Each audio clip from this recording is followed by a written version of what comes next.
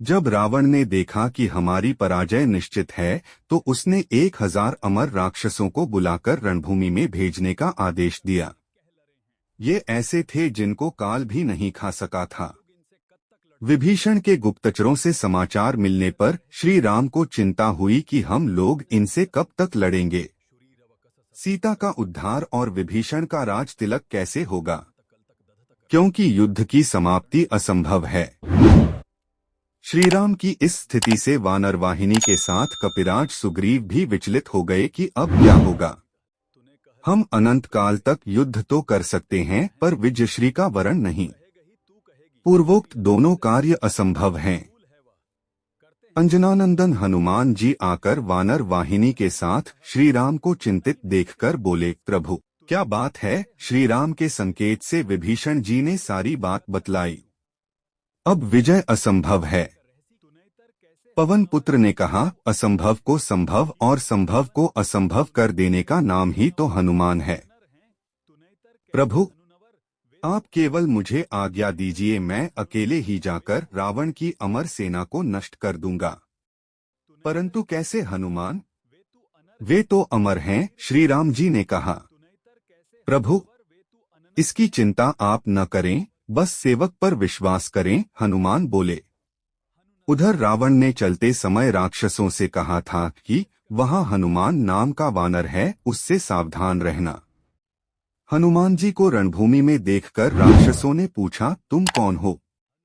क्या हम लोगों को देखकर भय नहीं लगता जो अकेले रणभूमि में चले आए?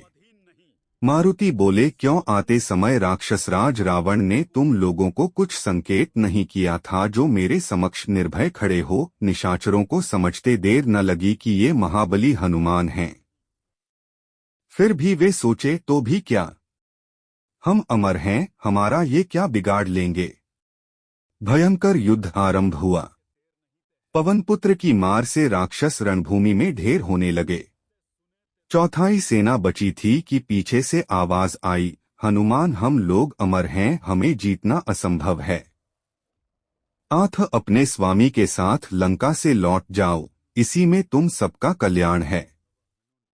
आंजनेय ने कहा, लौटूंगा अवश्य, पर तुम्हारे कहने से नहीं, अपितु अपनी इच्छा से। हाँ, तुम सब मिलकर आक्रमण करो, फिर मेरा बल देखो और रावण को जाकर बताना। राक्षसों ने जैसे ही एक साथ मिलकर हनुमान जी पर आक्रमण करना चाहा, वैसे ही पवनपुत्र ने उन सबको अपनी पूंछ में लपेटकर ऊपर आकाश में फेंक दिया।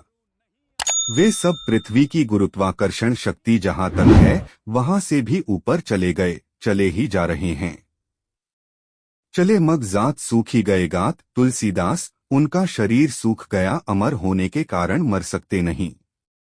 आथ रावण को गाली देते हुए और कष्ट के कारण अपनी अमरता को कोसते हुए अभी भी जा रहे हैं। इधर हनुमान जी ने आकर प्रभु के चरणों में शीश झुकाया। श्रीराम बोले, क्या हुआ हनुमान? प्रभु उन्हें ऊपर भेजकर आ रहा हूँ। राघव पर वे अमर थे हनुमान। हाँ स्वामी, इसलिए उन्हें जीवित ही ऊपर भेज आया हूँ, अब वे कभी भी नीचे नहीं आ सकते। रावण को अब आप शीघ्रातिशीघ्र ऊपर भेजने की कृपा करें, जिससे माता जानकी का आपसे मिलन और महाराज विभीषण का राज सिंहासन हो सके। पवनपुत्र को प्रभु ने उठाकर गले लगा लिया। वे धन्य हो गए अविरल भक्ति का वर पाकर। श्रीराम उनके ऋणी बन गए और बोले, हनुमान जी आपने जो उपकार किया है वह मेरे अंगंग में ही जीर्ण शीर्ण हो जाए, मैं उसका बदला न चुका सकूं, क्योंकि उपकार का बदला विपत्तिकाल में ही चुकाया जाता है।